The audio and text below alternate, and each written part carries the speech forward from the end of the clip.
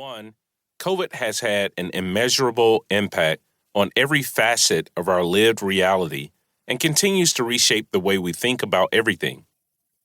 Two, political divisiveness and stridency are at an all-time high, and as a result, unity among God's people has been undercut and diminished in ways that often feel unprecedented. Three, racial hostility continues to morph, evolve, and intensify. The racial landscape changed dramatically after the death of George Floyd, as well as other precious lives. And though there was a brief period of heightened conversation, we are now in the midst of a white backlash that has turned critical race theory into a boogeyman and targeted curricula that teach racial history. Taken together, these three forces have forever changed the world as we know it.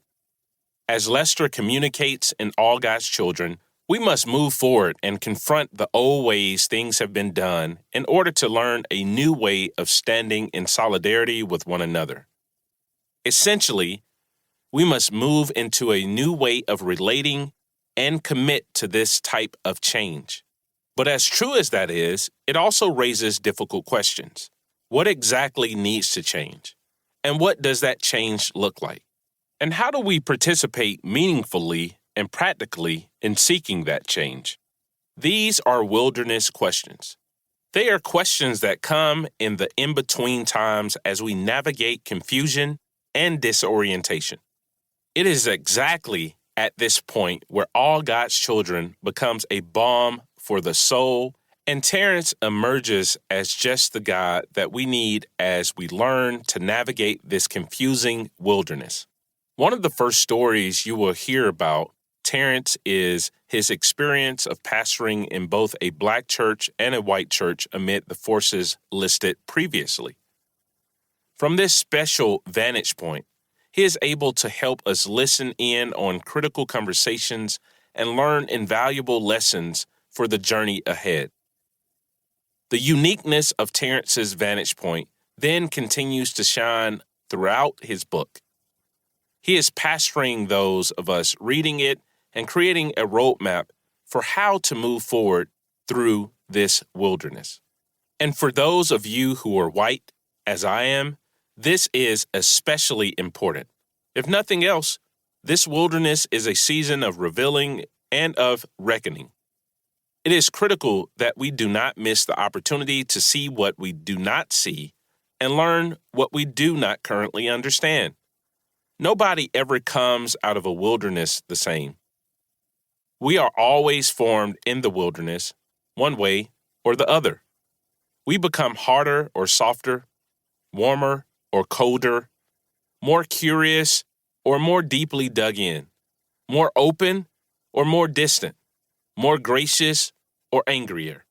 As you prepare to listen to this book, I invite you to open your heart and view it as a handbook for navigating the wilderness our nation is in.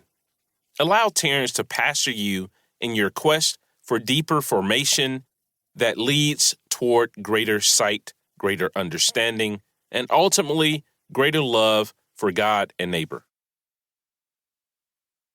Introduction. Everyone has a story. I never thought I'd write a book on race. It was not in my plans at all.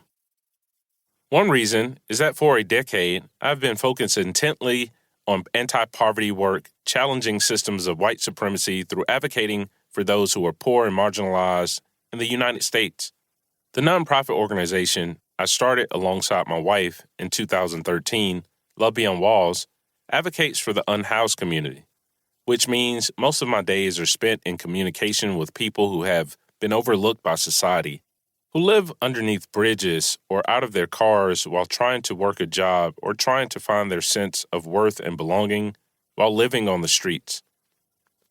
This work has brought me before all of God's children, including people who are brown, black, white, Asian, indigenous, Latinx, and a whole spectrum of people from various backgrounds.